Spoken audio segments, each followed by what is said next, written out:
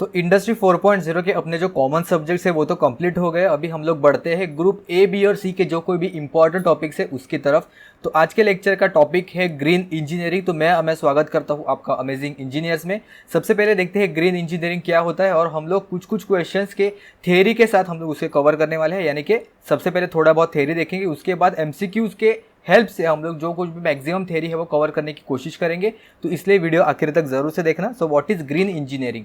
Green engineering मतलब basically एक environmental engineering भी उसको एक अल्टरनेट वर्ड है।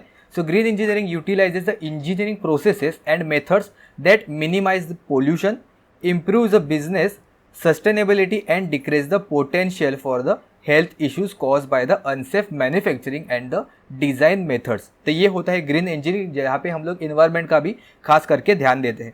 तो क्या क्या होता है बेसिकली, एक मेन पॉइंट्स देखेंगे। वेस्ट रिडक्शन है, यानी कि जो कुछ भी कचरा वगैरह निकलता है, वेस्ट निकलता है, उसको हम लोग कम से कम लेने की कोशिश करेंगे, या फिर उसका अच्छे से उसको डिकम्पोज करने की कोशिश करेंगे, या फिर हम लोग उसको एक प्रॉपर वे में उसको हम लोग कैसे यूटिलाइज कर सकते हैं, ये सारी चीज़ें हम लोग इसमें देखेंगे।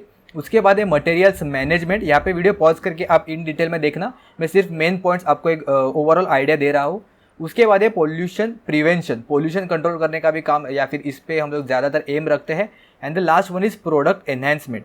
ओके, यहाँ पे मैं एक बार बता देता हूँ, green engineer seek to improve the products और services they are engineering while making them safer for the environment. तो एनवायरमेंट का जैसे नाम में लिखा है ग्रीन इंजीनियरिंग या फिर एनवायरमेंट इंजीनियरिंग, तो एनवायरमेंट का यहाँ पे हम लोग खास ध्यान रखते हैं। ठीक है, तो चलते हैं अपन एक एक करके क्वेश्चन की तरफ। तो which of the following statement defines the environmental engineering? Option A है creation of procedures and infrastructure for water delivery, option B है वेस्ट डिस्पोजल, ऑप्शन सी है pollution control for various kinds, and option D है all of the mention. तो यहाँ पे option जो D है वो अपना करेक्ट हो जाएगा। एनवायरमेंटल इंजीनियरिंग के अंडर ये सारे के सारे चीज़ें हैं वो आती है। उसके बाद है which of the following is और are types of the pollution that affects the environment. तो ये एकदम स्कूल लेवल वाला क्वेश्चन हुआ कि कौन से पोल्यूशन होते हैं एनवायरमेंट में। तो air pollution, water pollution, land pollution, तो तीनों के तीनों ऑप्शन यहाँ पे करेक्ट ऑप्शन हो जाएंगे। लेकिन बेसिक क्वेश्चन भी आप एक्सपेक्ट कर सकते हो एग्जाम में। नेक्स्ट है environmental science is defined by which of the following statement. तो आपको नाम अलग अलग दिख सकते हैं, ग्रीन इंजीनियरिंग, एनवायरमेंटल इंजीनियरिंग या फिर एनवायरमेंट साइंस, तो सारों का मतलब तो एक ही है। तो यहाँ पे इसका करेक्ट ऑप्शन है यहाँ पे option D, study of the interactions between the environments physical, chemical and biological component. तो यहाँ पे तीनों के तीनों फैक्टर यहाँ पे इसेंशियल है, physical, chemical and biological components. ठीक है, तो चलते हैं अपने नेक्स्ट क्वेश्चन की तरफ। Why carbon dioxide is called as a greenhouse gases? तो ये भी हम लोगों ने स्कूल में कहीं ना कहीं पे पढ़ा होगा, लेकिन शायद अभी भूल गए होंगे। तो देखते हैं इसका करेक्ट आंसर क्या है। तो यहाँ पे ऑप्शन जो ए है वो करेक्ट ऑप्शन हो जाएगा। कार्बन डाइऑक्साइड को हम लोग ग्रीन हाउस गैस कहते हैं because they absorb the heat. Heat को है वो एब्जॉर्ब करने का काम करता है। यानी कि मतलब क्या होता है हम लोग डायग्राम से समझते हैं। तो यहाँ पे सबसे पहले थ्योरी पढ़ते हैं। Carbon dioxide, water vapour, methane, ozone, nitrous oxide and fluorinated gases are example of the greenhouse gases. तो ग्रीन हाउस गैसेस ये यहाँ पे एग्जाम्पल्स है कुछ। So because they absorb the heat, this molecules in our atmosphere are known as a greenhouse gases. तो इसके वजह से क्या होता है जिसको हम लोग कहेंगे ग्रीन हाउस इफेक्ट। तो लेफ्ट साइड में नेचुरली क्या होता है जब ग्रीन हाउस इफेक्ट नहीं होता है, गैसेस कम होते हैं, तो जो कुछ भी सन से हमारी तरफ जो हीट आती है उसमें से मैक्सिमम जो हीट है वो इजीली एस्केप होती है स्पेस में, और बहुत ही थोड़ी अमाउंट ऑफ जो हीट है वो ट्रैप होती है इनसाइड। यहाँ पे आप देख सकते हो डायग्राम में। लेकिन अभी ग्रीन हाउस इफेक्ट की वजह से, यानी कि जितने ग्रीन हाउस जो गैसेस है वो जितने बढ़ते जाएंगे उसके वजह से मैक्सिमम जो हीट है वो अपने एनवायरनमेंट में ही रहेगी, और बहुत ही कम हीट है वो यहाँ से बाहर निकल सकती है। तो यहाँ पे देख सकते हो less heat escapes into the space and higher greenhouse gas concentration. तो इसके वजह से जो टेम्परेचर अभी इंक्रीज हो रहा है, ओवरऑल इफेक्ट जिसे हम लोग ग्लोबल वार्मिंग कहते हैं, तो इसी का ये एक मेन पर्पज़ है कि ग्रीन हाउस गैसेस की वजह से जो कुछ भी हीट आती है वो ट्रैप हो रही है अपने अर्थ के सराउंडिंग में ही। इसके वजह से बहुत ही जो टेम्परेचर है वो अर्थ का इंक्रीज होते जा रहा है। Which of the following radiations of the sun do greenhouse gases trap? तो इसके वजह से कौन सा जो ग्रीन हाउस गैसेस की वजह से कौन सा जो यहाँ पे सन की तरफ से जो आता है रेज वगैरह हम लोग कहेंगे रेडिएशन, वो कौन सा रेडिएशन है वो ट्रैप होता है? ऑप्शन है इंफ्रारेड, यूवी, विजिबल रेडिएशंस, या फिर ऑल ऑफ द रेडिएशन। तो यहाँ पे ऑल ऑफ द है, तो इसलिए ऑल ऑफ द यहाँ पे करेक्ट आंसर नहीं है। यहाँ पे ऑप्शन जो ए है वो करेक्ट ऑप्शन है। इंफ्रारेड जो रेडिएशंस है वो ट्रैप हो रही है। अभी ओजोन में अभी होल्स वगैरह भी हो रहे हैं, तो इसकी वजह से भी ये सारी चीज़ हम लोग कह सकते हैं कि ये जो हीट है या फिर जो टेम्परेचर है अर्थ का वो इंक्रीज होते जा रहा है। नेक्स्ट है what does the phrase anthropogenic CO2 emission means. तो इसके पहले आपको सबसे पहले एंथ्रोपोलॉजी वगैरह आपने सुना रहेगा, या फिर एंथ्रोपो का मीनिंग का मतलब क्या होता है, ये रूट वर्ड है, इसका मीनिंग होता है ह्यूमन से रिलेटेड या फिर ह्यूमन लाइक। तो इसका मतलब है कि ह्यूमन ने बनाया हुआ CO2 एमिशन है, कि जो कुछ भी हम लोग अभी बहुत सारे इक्विपमेंट्स वगैरह यूज़ करते हैं जिसमें से CO2 एमिशन होता है, तो मैन मेड या फिर ह्यूमन मेड CO2 एमिशन का ही अल्टरनेट नाम है एंथ्रोपोजेनिक CO2 एमिशन। नेक्स्ट है which process of water treatment is done to avoid floating debris, branches, trees और other large particle suspended in water. यानी कि जो कुछ भी वेस्ट वाटर होता है वो जैसे हम लोग छोड़ते हैं नदी नाले में, तो वहाँ पे बाहर जाने से पहले वहाँ पे हम लोग ऐसा बैरिकेटिंग वगैरह रखते हैं या फिर बार्स वगैरह यहाँ पे लगाते हैं, तो उस प्रोसेस का नाम है स्क्रीनिंग। इसके वजह से ये कुछ भी ट्रीज रहेगा, ब्रांचेस रहेगा या फिर कोई भी अदर पार्टिकल्स या फिर फ्लोटिंग डेब्रिज वगैरह रहेगा, तो वो वहाँ पे ही स्टक हो जाता है। शायद आपने ऐसा बैग्स वगैरह भी बहुत बार देखा रहेगा, सब बैग्स वगैरह कनेक्टेड रहता है, तो इसकी वजह से जो कुछ भी अगर वेस्ट मटेरियल रहेगा वो पानी में मिक्स होने के पहले हम लोग उसको ट्रैप कर लेते हैं। नेक्स्ट है which of the following is not commonly use as a filter material in the treatment of the water. तो वाटर ट्रीटमेंट हम लोग करते हैं, जैसे कि नदी नाले में छोड़ने से पहले उसके ऊपर एक वाटर ट्रीटमेंट किया जाता है। मोस्टली हम लोग उसे इम्प्योरिटी या फिर जो टॉक्सिसिटी है वो कम करने की कोशिश करते हैं, जो कुछ भी इंडस्ट्रीज में जनरेट होता है, तो उसके लिए हम लोग सैंड है वो यूज़ करते हैं। तो garnet sand and normal sand ये करेक्ट आंसर है। एंड एंथ्रेसाइट जो कोल रहता है वो भी हम लोग यहाँ पे यूज़ करते हैं फिल्टर आउट करने के लिए, लेकिन जो क्रश्ड रॉक है उसका यहाँ पे कोई भी यूज़ नहीं होता है, तो इसलिए नॉट कॉमनली यूज इन्होंने पूछा है, तो यहाँ पे क्रश्ड रॉक यहाँ पे करेक्ट ऑप्शन हो जाएगा। नेक्स्ट है which of the following is biodegradable waste. Biodegradable waste यानी कि हम लोग ऐसे कह सकते हैं कि यहाँ पे उसका फर्टिलाइजर्स में कन्वर्ट वगैरह करना या फिर माइक्रो ऑर्गेनिज्म जिसमें अपना बायोडिग्रेड करने का उसको काम करते हैं, कौन सा वेस्ट होता है। तो पेपर तो नहीं होता बायोडिग्रेडेबल वेस्ट, पॉलीथीन बैग्स भी नहीं होता है, या फिर सिंथेटिक फाइबर भी नहीं होता है। यानी कि अगर हम लोग उसको ज़मीन के अंदर वहाँ पे उसको पिट के अंदर वहाँ पे रखेंगे तो वो डिकम्पोज नहीं होता है, यानी कि डिकम्पोजेबल। बेसिकली उन्होंने कहा है डिकम्पोजेबल मटेरियल कौन सा होता है, तो फूड वेस्ट जो है उसका हम लोग फर्टिलाइजर्स वगैरह बना सकते हैं अगर उसको डिकम्पोज किया तो, इसलिए ये बायोडिग्रेडेबल वेस्ट है। नेक्स्ट क्वेश्चन है which of the following air pollution control devices has the maximum efficiency. तो इलेक्ट्रिकल और मैकेनिकल वाले स्टूडेंट्स को तो ये आता ही रहेगा। पावर प्लांट में तो हमने बहुत बार पढ़ा है, इलेक्ट्रोस्टैटिक प्रेसिपिटेटर हम लोग यूज़ करते हैं एयर पोल्यूशन कंट्रोल करने के लिए, जिसका इफिशियंसी है वो सबसे ज़्यादा होता है। यही यहाँ पे करेक्ट ऑप्शन है, इलेक्ट्रोस्टैटिक प्रेसिपिटेटर।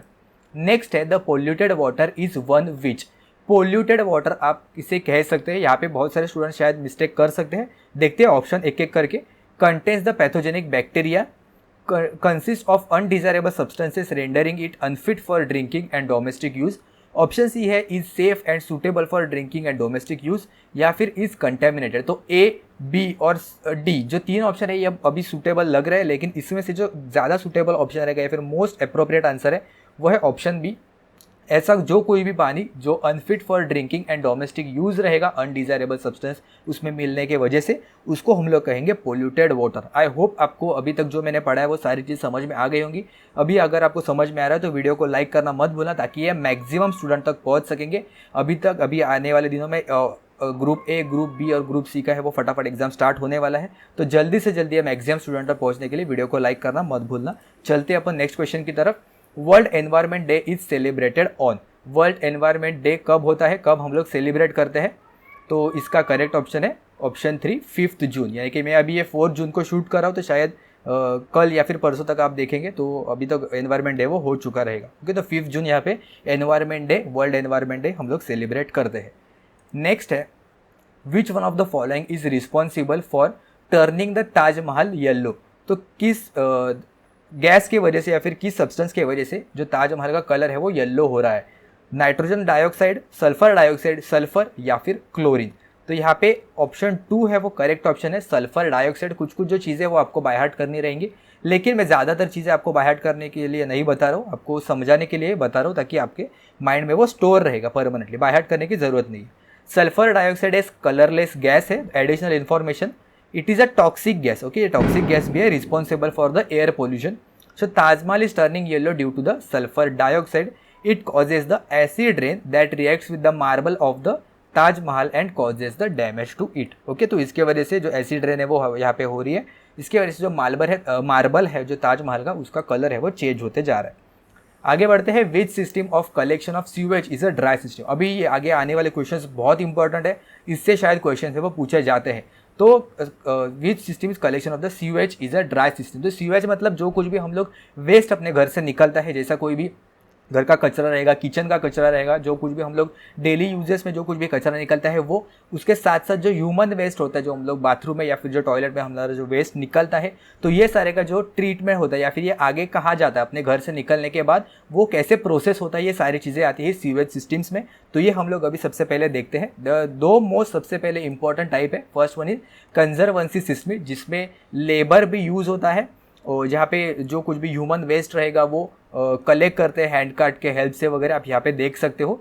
और दूसरा होता है गार्बेज, जो अपने घर में जो गार्बेज निकलता है वो एक कूड़ेदान में नीचे हम लोग स्टोर करते हैं। कोई भी अगर सोसाइटी रहेगा, बिल्डिंग रहेगा या फिर एक पर्टिकुलर एरिया के चौराहे पे वगैरह हम लोग जो गार्बेज है वो कलेक्ट करते हैं। और जो गार्बेज ट्रक आता है वो 1 या 2 दिन में या फिर डेली भी आता है और वो जो कचरा है वो लेके जाता है। तो ये कंजर्वेंसी सिस्टम है, यानी कि ये ओल्ड सिस्टम है जिसमें पोल्यूशन वगैरह ज़्यादा होता है, इसमें जो फाउल स्मेल है वो हमेशा बढ़ता रहता है, तो इसके वजह से बहुत सारे नुकसान भी होते हैं, ये हम लोग आगे जाके देखेंगे। लेकिन इसका नाम है कंजर्वेंसी सिस्टम।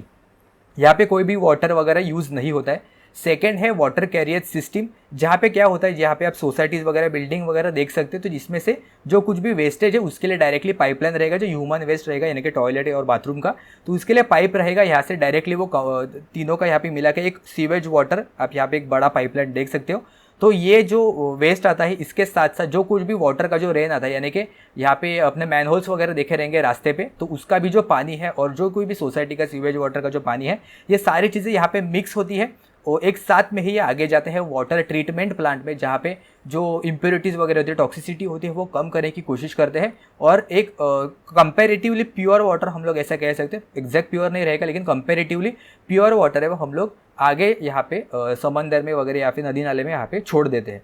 तो ये होता है वाटर कैरेज सिस्टम, जिसमें जो सारा का सारा वेस्ट है वो हम लोग पानी के जरिए यहाँ पे आगे भेजते हैं, यानी कि जो कुछ भी अंडरग्राउंड सिस्टम के हेल्प से हम लोग यहाँ पे आगे भेजते हैं वाटर ट्रीटमेंट प्लांट पे। तो कंपैरेटिवली हम लोग ये हाइजीन ऐसा कह सकते हैं, यहाँ पे ह्यूमन लेबर है वो भी कम रहेगा और जिसके वजह से जो कुछ भी फाउल स्मेल वगैरह रहेगा वो भी यहाँ पे कम रहेगा। तो ये 2 मेन यहाँ पे सिस्टम्स थे। तो अपने क्वेश्चन की तरफ चलते हैं, which system is a collection of the sewage in a dry system. तो यहाँ पे कंजर्वेंसी सिस्टम हम लोग ड्राई कह सकते हैं क्योंकि यहाँ पे वाटर यहाँ पे यूज़ नहीं होती है, तो ऑप्शन ए यहाँ पे करेक्ट ऑप्शन हो जाएगा। यहाँ पे एक बार मैं कंपैरिजन भी देख रहा था, चाहिए तो आप स्क्रीनशॉट ले सकते हो, conservancy system versus water carrier system में क्या क्या होता है। मैं क्वेश्चन के साथ तो आपको बता ही दूंगा, लेकिन अगर चाहिए तो आप स्क्रीनशॉट ले सकते हो। चलते हैं नेक्स्ट क्वेश्चन पे। After how many years night soils give good quality manure. Okay, manure का मतलब होता है कि जो भी फर्टिलाइजर्स वगैरह होता है या फिर काउ डंग वगैरह हम लोग बाद में यूज़ करते हैं। सिमिलरली अगर जो कुछ भी ह्यूमन वेस्ट रहेगा उसको हम लोग कहेंगे नाइट सॉइल, उसको कहेंगे हम लोग नाइट सॉइल। जो ह्यूमन वेस्ट रहता है वो, यानी कि हम लोग जो टॉयलेट वगैरह जो करते हैं उसके बारे में बात कर रहा हूँ, उसे हम लोग कहेंगे, एक डेफिनेशन वर्ड है नाइट सॉइल। तो उसको एक अच्छा क्वालिटी का जो मैन्योर बनने में, यानी कि फर्टिलाइजर्स वगैरह ऐसा बनने में कितने साल लगते हैं, तो यहाँ पे ऑप्शन 1 है, 1 साल में ही वो एक लेवल तक, अच्छे लेवल तक वो वहाँ पे गुड क्वालिटी मैन्योर है वो बन सकता है। नेक्स्ट क्वेश्चन है, conservancy system is highly unhygienic. Conservancy यानी कि जिसमें वाटर नहीं यूज होता है, तो ये हाईली अनहाइजीनिक सिस्टम होता है, कॉजिंग इनसैनिटरी कंडीशंस। करेक्ट, तो ये ट्रू है या फॉल्स है? तो ये ट्रू है, क्योंकि यहाँ पे ह्यूमन लेबर वगैरह भी यूज़ होता है और फाउल स्मेल वगैरह, यानी कि बहुत ही गंदा स्मेल वगैरह एटमॉस्फेयर में यहाँ पे फैलता है। ओके, और वाटर जो मैंने देखा था यहाँ पे वाटर कैरियर सिस्टम, यहाँ पे जो कुछ भी कूड़ेदान वाला जो कचरा है उसका जो प्रोसेस रहेगा वो तो सेम रहेगा, यानी कि जो गार्बेज और ये जो गार्बेज वैन है ये वाला प्रोसेस तो सेम रहेगा, लेकिन जो कुछ भी ह्यूमन वेस्ट है वो हम लोग बाय डिफ़ॉल्ट ये जो पाइपलाइन है उसके हेल्प से ये आगे ट्रीटमेंट के लिए भेजते हैं, जिससे कंपेरेटिवली ये कम होता है अनहाइजीनिक, ऐसा हम लोग कह सकते हैं। आगे है, which of the following is not correct regarding the conservancy system. Not correct पूछा है, तो यहाँ पे है high maintenance cost, highly unhygienic system, independent of the labour and chances of the epidemic. तो ये मैंने यहाँ पे आपको डायग्राम के हेल्प से भी बताने की कोशिश की। हाईली अनहाइजीनिक सिस्टम हम लोग इसके कह सकते हैं क्योंकि यहाँ पे बहुत ही स्मेल वगैरह आता है, तो ये अनहाइजीनिक सिस्टम है कंजर्वेंसी। उसके बाद it is independent of labour है क्या? नहीं, ये डिपेंडेंट करती है लेबर के ऊपर, जो कुछ भी वेस्ट है वो ले जाने के लिए। एंड चांसेस ऑफ एपिडेमिक, तो एपिडेमिक वर्ड आपने सुना रहेगा शायद, अभी रिसेंटली कोविड आया था तो उसमें पैंडेमिक आपने वर्ड सुना रहेगा, तो पैंडेमिक से रिलेटेड ही ऐसा हम लोग कह सकते हैं कि एपिडेमिक, पैंडेमिक है वो वर्ल्ड वाइड होता है, जो एपिडेमिक है वो आप नेशन वाइज वगैरह ऐसा उसको कह सकते हो, या फिर एक पर्टिकुलर रीजन में या फिर एक जोन में अगर बहुत सारे लोग एक साथ बीमार पड़ गए तो उसे हम लोग एपिडेमिक वगैरह कह सकते हैं। तो ये अगर दुर्गंधी वगैरह रहेगी या फिर बहुत बदबू आती रहेगी तो उसकी वजह से मच्छर का भी बहुत ही नंबर ऑफ है वो बढ़ते जाएगा, तो उसकी वजह से जो इलनेस है वो भी बढ़ जाएगा, तो एक एपिडेमिक के भी चांसेस है यहाँ पे बढ़ जाएंगे। तो यहाँ पे जो कंजर्वेंसी सिस्टम में हाई मेंटेनेंस कॉस्ट नहीं लगता है, क्योंकि जो पाइपलाइन वगैरह हम लोग नहीं डालते या फिर वाटर का भी यहाँ पे खर्चा कंपेरेटिवली कम होता है, यानी कि जो ट्रीटमेंट प्लांट वगैरह भी यहाँ पे नहीं लगते हैं, तो इसलिए इसका जो मेंटेनेंस है वो कंपेरेटिवली कम होता है। नेक्स्ट है dash is the method where water is use as a medium for the flow of sewage from its production to the treatment unit. अभी हम लोगों ने देखा था वाटर कैरियज सिस्टम, यहाँ पे करेक्ट ऑप्शन रहेगा। नेक्स्ट क्वेश्चन की तरफ चलते हैं। The water carrying system is hygienic system without any bad smell. Correct, तो ये इसका एडवांटेज होता है वाटर कैरियर सिस्टम में, पाइपलाइन की वजह से सारे के सारे जो बैड स्मेल वगैरह है वो अवॉइड हो जाती है, तो ये इसका एडवांटेज रहेगा एंड हाइजीनिक भी है। ऑप्शन ए ट्रू रहेगा ये। नेक्स्ट है which of the following is a correct regarding the water carrier system. तो chances of the epidemic is there, नहीं यहाँ पे चांसेस ऑफ एपिडेमिक नहीं हो सकता है। फाउल स्मेल इज प्रोड्यूस, नहीं फाउल स्मेल भी नहीं आता है, बदबू भी यहाँ पे नहीं आती है। Does not cause pollution, correct, ये डज नॉट कॉज पोल्यूशन है। And highly dependent on labours, नहीं ये लेबर्स पे भी डिपेंड नहीं करती, क्योंकि मैक्सिमम जो कचरा वगैरह लेने जाने का काम है वो हम लोग वाटर पाइपलाइन के तरह से ही करते हैं। तो यहाँ पे डज नॉट कॉजेज पोल्यूशन, यहाँ पे करेक्ट ऑप्शन रहेगा।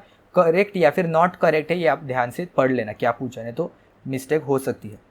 नेक्स्ट है which of the following is an advantage of an separate water carrier system. Okay, तो आंसर देखने से पहले हम लोग सेपरेट वाटर कैरियर सिस्टम क्या होता है, तो जैसे मैंने कहा था यहाँ पे पाइपलाइन यूज करते हैं, लेकिन आप यहाँ पे देख सकते हो यहाँ पे दो अलग अलग पाइपलाइन है, यानी कि जो कुछ भी ह्यूमन वेस्ट है उसके लिए अलग पाइपलाइन है। आप यहाँ पे देख सकते हो इसका कलर यहाँ पे ब्राउनिश कलर का है, और जो कुछ भी मैनहोल की तरफ से यानी कि जो ह्यूमन रेन आता है, यानी कि जो बारिश होती है उसका जो पानी गटर वगैरह में होता है स्टोर, तो उसके लिए ट्रीटमेंट है वो अलग होती है। तो दोनों का जो पानी है वो अलग अलग जाता है, तो इसके लिए सेपरेट सिस्टम है, दोनों कॉम्बिनेशन एक साथ में नहीं जाता है। तो अगर दोनों अलग अलग पाइपलाइन रहेंगे तो उसे हम लोग कहेंगे सेपरेट सिस्टम। ओके, डायग्राम के हेल्प से आई होप आपको क्लियर हो गया होगा। तो इसका एडवांटेजेस क्या है ये पूछा है। इट गेट्स चोक ईजिली, नहीं। Difficult to clean the sewer, नहीं। Two set of sewers are use, हाँ। And the more uniform character of the sewage. Okay, तो यहाँ पे ऑप्शन डी है वो करेक्ट ऑप्शन रहेगा, the more uniform character of the sewage, यानी कि यहाँ पे जो कुछ भी ह्यूमन वेस्ट रहेगा तो कंप्लीटली यहाँ पे ह्यूमन वेस्ट ही रहेगा एक पाइपलाइन में, और दूसरे पाइपलाइन में वाटर रहेगा, जो रेन वाटर रहेगा या फिर जो बारिश का पानी रहेगा तो कंप्लीटली बारिश का पानी ही रहेगा। तो यानी कि दोनों का जो कैरेक्टरिस्टिक्स है वो मिक्स नहीं रहेगा, तो इसकी वजह से ट्रीटमेंट में भी हमें ज़्यादातर प्रॉब्लम नहीं होगा। तो इसलिए सेपरेट सिस्टम में हाई अच्छा रहेगा, थोड़ा कॉस्टली रहेगा लेकिन कंपेरेटिवली अच्छा रहेगा। ओके, ऑप्शन मैंने टिक किया है, हाँ करेक्ट। नेक्स्ट क्वेश्चन की तरफ चलते हैं। Dash provides only one sewer to carry both foul sewage and rain water. तो जैसा हम लोगों ने अभी स्टार्टिंग में देखा था, लेकिन उसका स्पेसिफिक नाम है कंबाइंड सिस्टम। कंबाइंड मतलब दोनों का कॉम्बिनेशन, बेसिकली जो रेन वाटर है और जो ह्यूमन वेस्ट है दोनों एक ही पाइपलाइन से जाता है। तो नाम से ही पता चलेगा कि कंबाइंड वाटर कैरियर सिस्टम यहाँ पे करेक्ट ऑप्शन रहेगा, ऑप्शन बी। ओके, चलते हैं अपने नेक्स्ट क्वेश्चन की तरफ, जो है dash is the flow through sewer available during the non rainfall period, यानी कि जब भी पानी नहीं रहेगा, बारिश नहीं रहेगी, यानी कि समर या फिर विंटर, तो उस टाइप में हम लोग क्या कहेंगे, gradually varied flow, rapid varied flow, dry weather flow या फिर स्टॉर्म वाटर फ्लो। तो ये आप कॉमन सेंस से भी आंसर कर सकते हो। अगर रेनफॉल नहीं हो रहा है तो हम लोग उसको ड्राई वेदर फ्लो भी कहेंगे ऑब्वियसली। ठीक है, तो आई होप आपको सारे क्वेश्चन के आंसर है वो समझ में आ गए होंगे। तो ग्रीन इंजीनियरिंग से रिलेटेड इतने ही क्वेश्चन हम लोग डिस्कस करेंगे। अगर आपको कुछ डाउट है नीचे कमेंट्स में पूछ सकते हो, या फिर टेलीग्राम पे मुझे मैसेज कर देना। और अगर आपको आगे आने वाले वीडियो जल्द से जल्द देखने हैं तो चैनल को सब्सक्राइब करना मत भूलना। और जैसे ही इंडस्ट्री 4.0 से रिलेटेड क्वेश्चन हमारे पास आ जाएंगे, यानी कि जो कुछ भी ट्रेड्स के क्वेश्चन हमें मिलेंगे वो जल्द से जल्द हम लोग चैनल पे कवर करने की कोशिश करेंगे। तो इसलिए चैनल को सब्सक्राइब करना मत भूलना, और मिलते हैं हम लोग नेक्स्ट इंपॉर्टेंट टॉपिक के साथ।